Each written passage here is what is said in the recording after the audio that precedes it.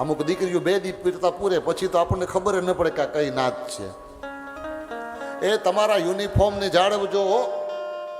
હું તમને ગેરંટીથી કહું, તમે અહીંયાથી બસમાં અમદાવાદ સુધી જાઓ, તમે તમારા અત્યારે ફેશનેબલ કપડાં પહેરીને દીકરીઓ બસમાં ચડે, કોઈ તમારે ધ્યાન નહીં આપે, તમને કોઈ જગ્યાએ નહીં આપે, પણ તમે તમારા આ યુનિફોર્મમાં ચડજો, તમને 4 જણા જગ્યા આપી દેશે કે આ કોઈ માતાજી આવી છે.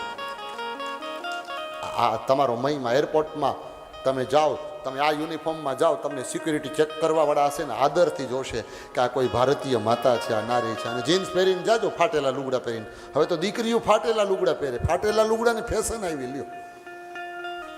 પહેલાં જે મૂલે જતી ને મજૂરી કરવા એના ફાટેલ લુગડા હતા. હવે તો આ ગોઠણેથી આ બધું આપણને એમ થાય કે શું થયું, આ ફાટેલા લુગડાની ફેશન આવી ગઈ. પણ વસ્ત્રનો મહિમા છે, પ્રભાવ હોય છે મારા ભાઈ બહેન. તમે તમારા યુનિફોર્મમાં જે શોભો ને એટલા ક્યારેય નથી શોભતા.